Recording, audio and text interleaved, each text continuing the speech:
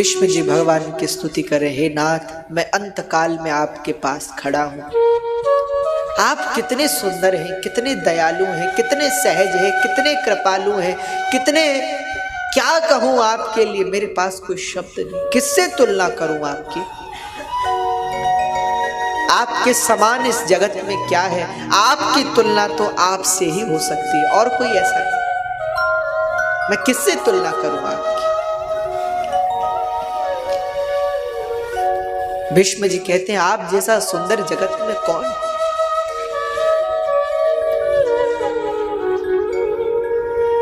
त्रिभुवन कमलं तमाल वरणं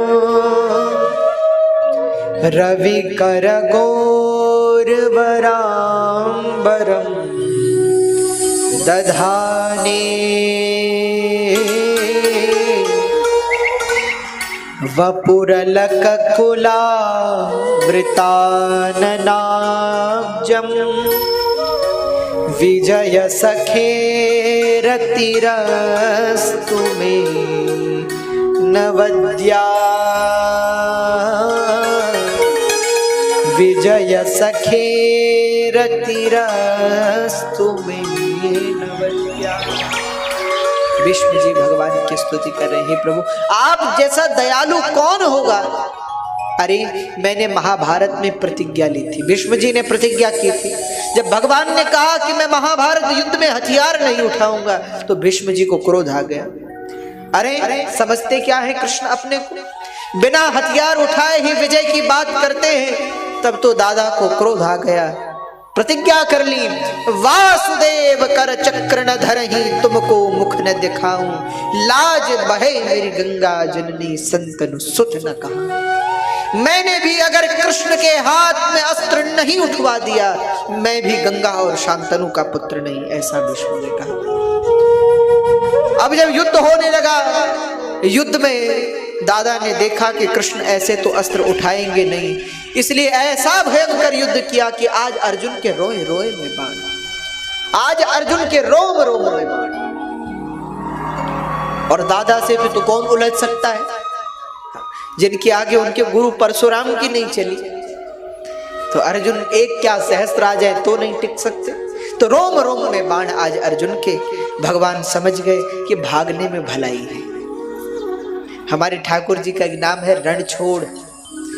राम जी तो ऐसे है ना, मर्यादा पुरुषोत्तम है, प्राण जाए पर वचन न जाए। ठाकुर जी बोले पहले प्राण रहेगा तो सब बचेगा, सब होगा। जब प्राण ही नहीं रहेगा तो फिर क्या। तो भगवान ने कहा भागने में भलाई है, इसीलिए द्वारका में रणछोड़ कहते हैं ठाकुर जी। और वहां एक बड़ा सुंदर लोग गाते हैं,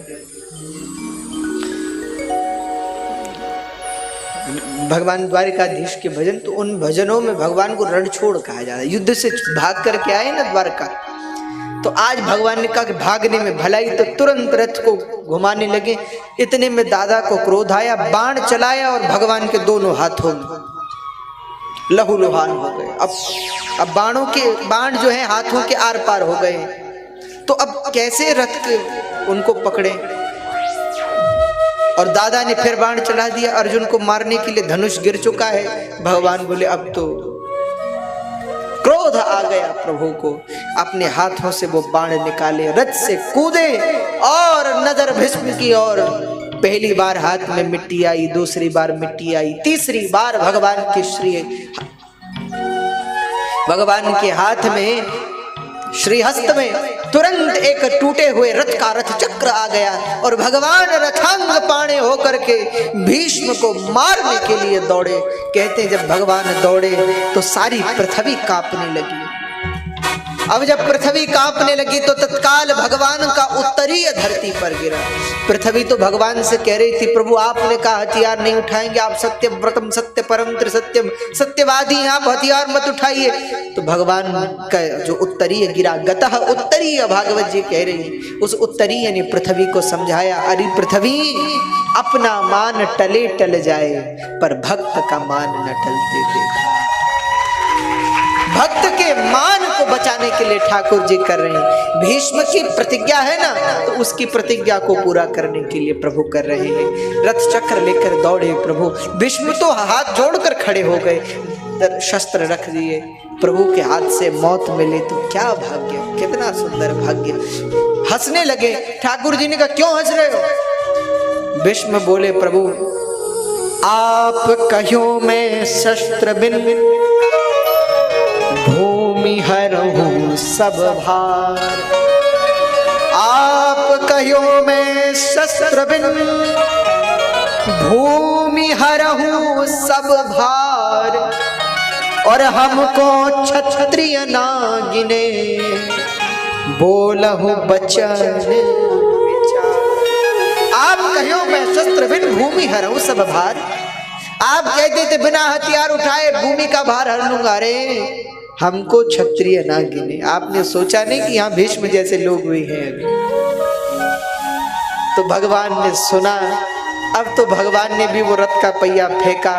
भगवान हंसने लगे। अच्छा भीष्म बोले आप क्यों हंस रहे? भगवान बोले डारी चक्र परि हंसी पर्यो दियो उतर ब्रजराज, तजी प्रतिज्ञा तोरी में मोरी प्रतिज्ञा आज। अरे डारी चक्र परि हंसी पर्यो दियो उतर ब्रजराज, तजी प्रतिज्ञा तोरी में मोरी प्रतिज्ञा आज। अरे भीष्म तेरी प्रतिज्ञा को बचाने के लिए आज हमने अपनी प्रतिज्ञा तोड़ी। तब हमारे भक्तों ने, हमारे संतों ने लिखा कि अपना मान टले टल जाए, पर भक्त का मान न टलते देखा। जिनकी केवल कृपा दृष्टि से सकल लोक को पलते देखा, उनको गोकुल के माखन पर 100-100 बार मचलते देखा। तो भैया हमारे गोविंद तो भाव के वश में। भीष्म बोले आप जैसा दयालु कौन, मेरी प्रतिज्ञा को बचाने के लिए आपने प्रतिज्ञा तोड़ दी।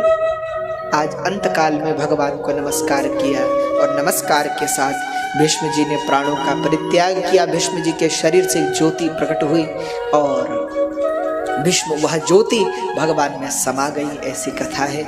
या सब भक्त कह रहे हैं भीष्म जी तो मानो कह रहे हैं कलवती, भीष्म जी तो मानो भगवान से कह रहे हैं, और हम भी आप लोगों से कह रहे हैं कि हर सांस में हो सुमिरन तेरा, अरे यूं बीत जाए ना जीवन मेरा।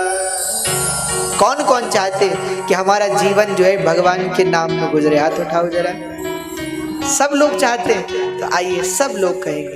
अच्छा एक बार हम बोलेंगे, एक बार आप लोग बोलिएगा। आपको देरी तो नहीं हो रही?